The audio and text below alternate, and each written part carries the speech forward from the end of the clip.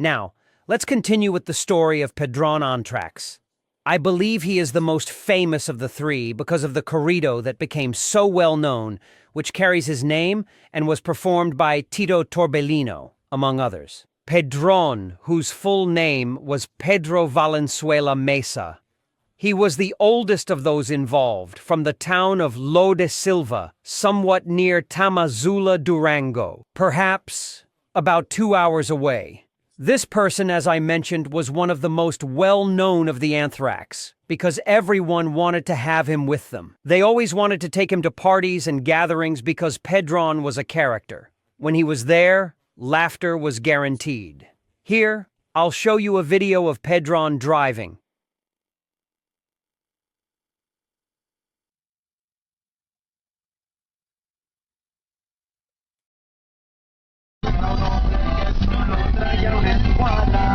Quisieron matar al rock, el comandante de los ANTRAX. Pero faltaron medallas para arrancarme la vida. Con impactos controlaban, mirándose las heridas. Una super del patrón que tronaba y no fallaba. Cambiaba los cargadores, sus manos se temblaban. Aguerrido por la vida en aquel fuego cruzado, el muchacho resistía pidiendo apoyo por radio, y el plomo de su pistola hacía que retrocediera. Uno empujaba la bola solo pensó que corriera. Agua, es para la derecha,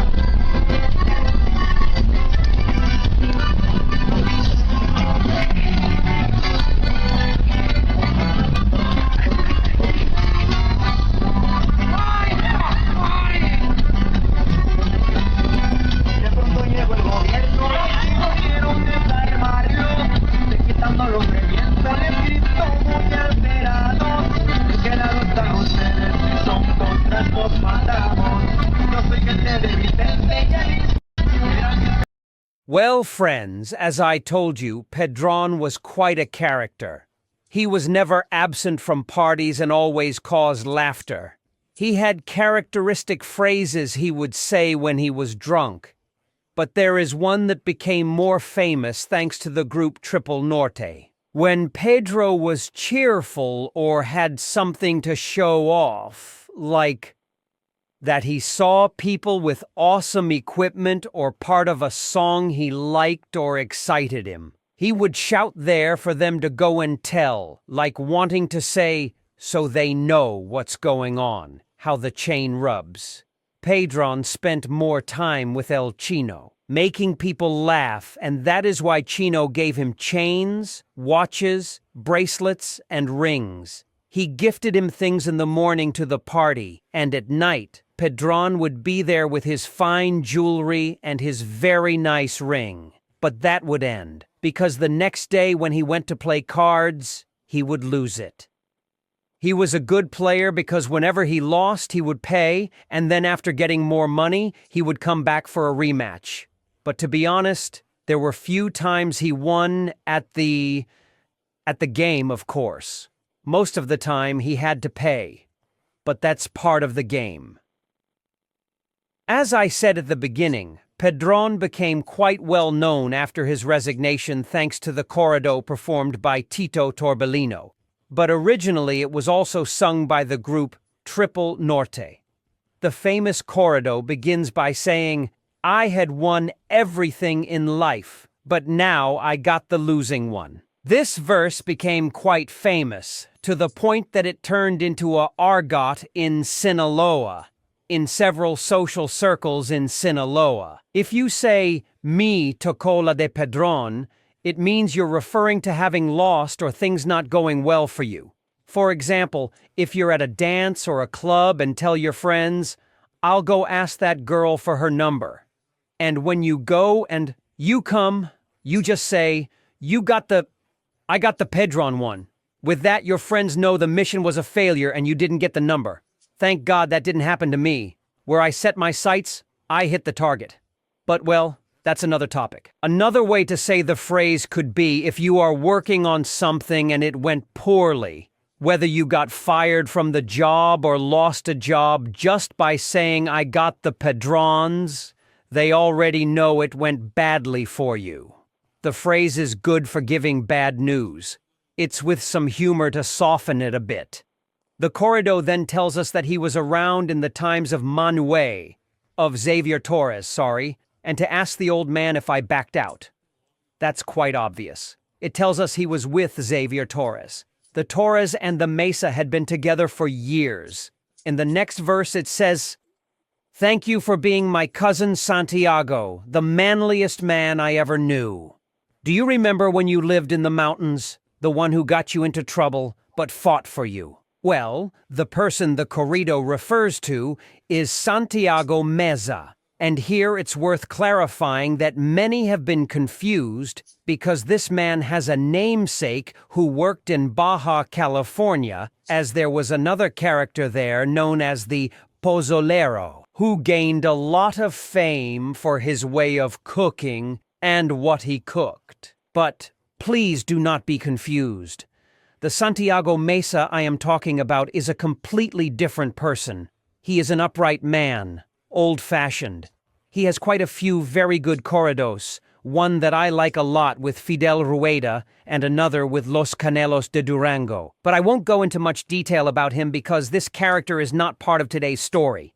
I'll just tell you about the corrido by Fidel Rueda. It tells the story of a time he was almost resigned, but Santiago was saved. And the one by the Canelos is more about his life, but with the special touch of the Canelos. That's what makes it really good. This character was also called Chago Mesa. And something I wanted to mention. There is another corrido that is not about this person, but he had it made. The corrido is called El Catrin, and Los Canelos de Durango also sing it. It's very good. I do recommend that one. I strongly recommend the next time you open a beer, play that corrido. You won't regret it. It's really good, and everything it says is true. The song later says, "I didn't want to leave this world alone. 2 roosters also accompanied me. My buddy F. Frankie lost it too. Then Chube followed, and the 3 of us lost. Just as I told you that those 3 fell that day." In the last verse it says, "I lived life the way I wanted. The iron law was my fate." This, I imagine, you completely understand. It says that he who kills with iron dies by iron. It's a law of life. So, to give you an idea of what Pedron was like, and to show you how cheerful he was, here is another photo of him.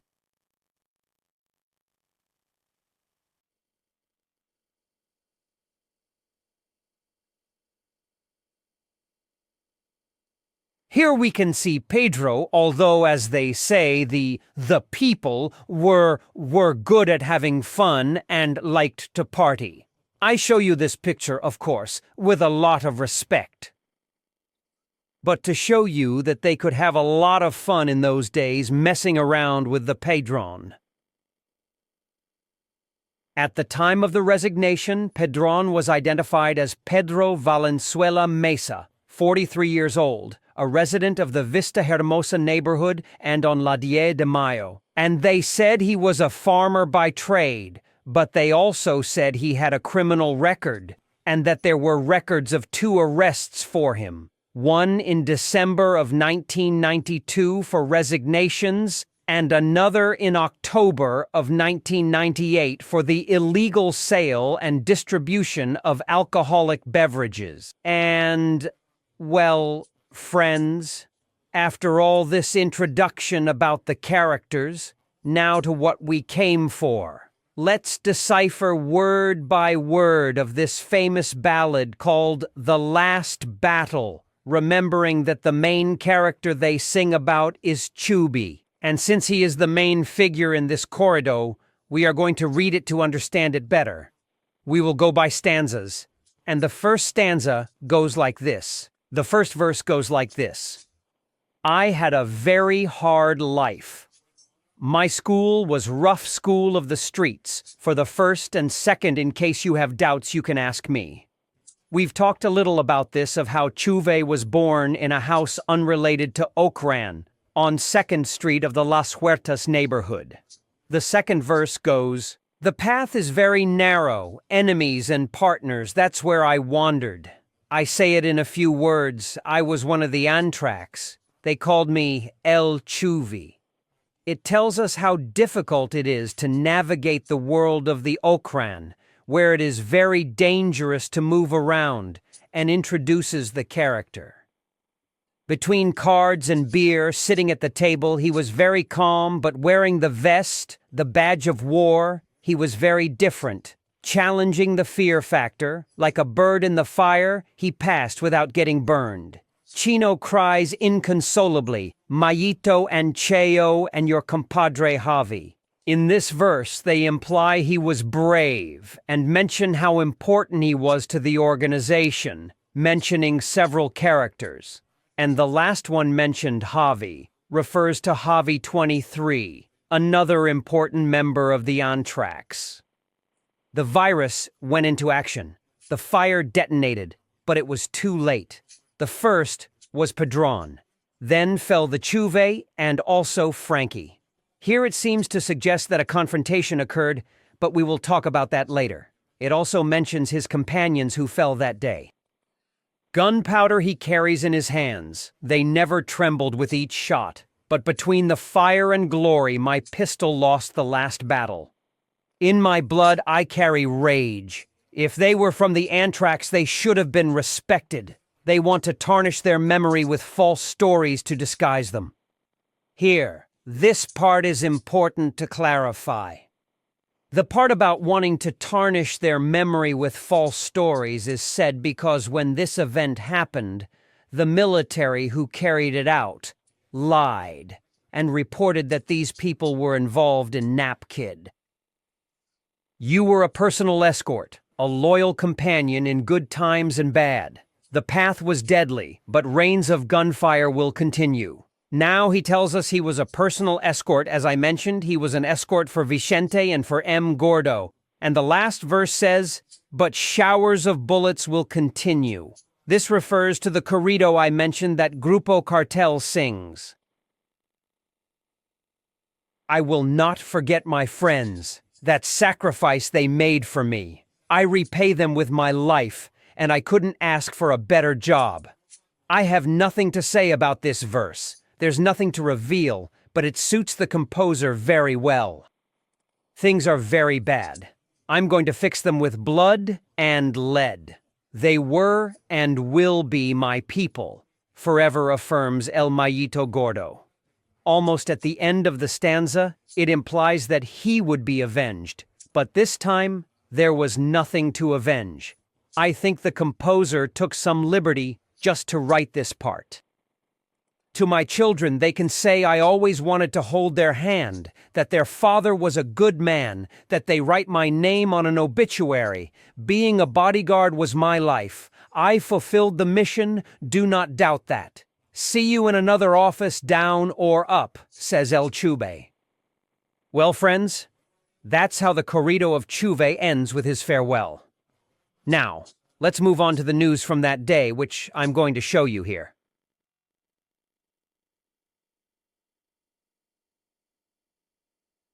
Here we can see the news, friends, where it says, Napkids identified. One of the 3 killed by the military had a criminal record. And here, well, here I will point out. Where Chuve is mentioned, there is Jesus Humberto Corona Guillén, 32 years old. They also mention Franklin, 31 years old. And it also mentions that the third is Pedro Valenzuela Mesa. Right now I'm going to... Here it mentions what I mentioned previously, which was what they were supposedly involved in, and they accuse them of, well, a very serious crime. But here, I'm going to clarify this point.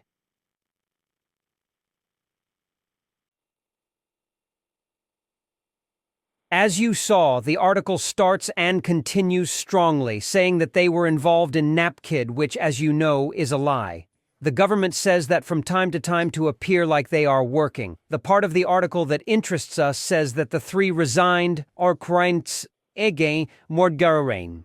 On Thursday, in a shootout with Army personnel beside the CFE substation on the outskirts of the southern exit of Culiacan. Indeed, that's where they committed the acts. Here I'm going to show you the map where this event took place. Well, friends, here. It's where the Federal Electricity Commission is. And this is the point where this happened. Here, yes, we can see, here is the Splash Club, which is right by the highway, almost in front. Here we see the Hacienda Santa Rafaela, and this is the highway that leads towards Culiacan. And from here we can reach the Laguna Colorada, El Salado, and all those small villages in the south of the city.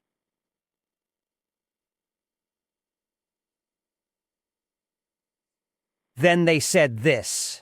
The military reported that the three individuals arrived in a vehicle at the former Compestre facilities in the Hacienda, with 3 people deprived of their liberty. Along with them, several more individuals arrived in 2 vehicles who managed to escape. The soldiers were at the scene and surrounded the 3 alleged criminals, and a shootout began. In the clash, the 3 surrendered, and they rescued a woman, a man with the fingers of a feet and a mutilated ear, and a 5-year-old child. The soldiers secured a rifle, 2 TACOR, 3 magazines, and 20 live rounds, as well as the pickup truck. We are already used to these lies. There was no shootout, nor did they rescue so many people, but that's how the government is sometimes. What actually happened is that this group of people was on a mission. They had ordered Chuve and Pedron to hand in someone's resignation, and Franklin had the bad luck to be with them that day on a stroll.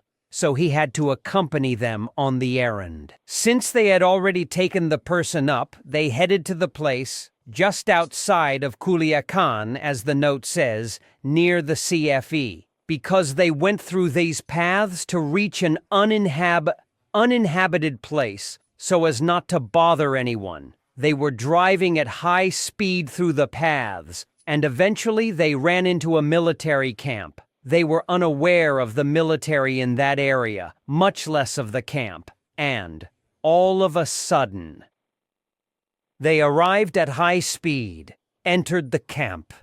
I imagine the soldiers got scared and thought it was an ambush, so they acted quickly and surrounded the vehicle. They made its occupants get out and found they each had their TACOR at that moment. They didn't bring them. Those were planted on them. They also found the person they had given a ride. The one who was quite lucky and avoided being resigned. But that they saved a woman, and that about the child is completely false. They weren't with any woman. But a military friend told me that maybe the woman was already with the military, and they just did that act because they already had her there. Once, the military had them disarmed with a lot of anger because of the scare they had made them. Go through, they began to beat them until at one point they executed the 3. There was never a confrontation. It was more of an execution. At the hands of the Mexican army. This is how the lives of these 3 men ended. And on the day of their wake, the affection for them was evident. Well, just moments before starting, they asked the headlining group of Los ANTRAX to play a couple of corridos to remember these figures. Of course, this group was Triple Norte, so the composers got to work, as I mentioned. Giovanni Cabrera wrote Chube. They went and sang it at his funeral and at the place where his remains would be laid to rest. Afterward, Pedron's was ready, and they did the same. They went to the place, played his corrido multiple times, And here the talent of the musicians became noticeable. Well, they made some adjustments to the lyrics and put the perfect melody to it that same day. Once the funerals were over, there was a lot of grief in the organization's ranks. And some people, this pain they eased with alcohol. So after that, some of the Anthrax gathered to toast in memory of their companions. But it was especially painful for Chino, as he greatly valued those individuals, and that day he spent many hours in an office in the Las Huertas neighborhood, toasting for his friends. And requested or asked the group Triple Nort to sing these corridos over and over again. And, well, friends, here ends today's episode. I hope you liked it. It's a bit short, but I've told you several times, quality is better than quantity. I prefer to bring you a more concrete episode, but one that covers all the topics that need to be addressed in the video. Before I go, I want to send a greeting to all of you, and especially to the group Triple Norte, to my friend Emilio, since I mentioned them quite a bit in this video. And I want to extend the invitation that if one day they would like to share some of their stories and life anecdotes while doing their job, well, what they do best is play and entertain at parties for various famous people. We are here at your service. And with that, I say goodbye. Remember that the unique and real narrative of the Okran world can only be found here. A hug, and we are at your service.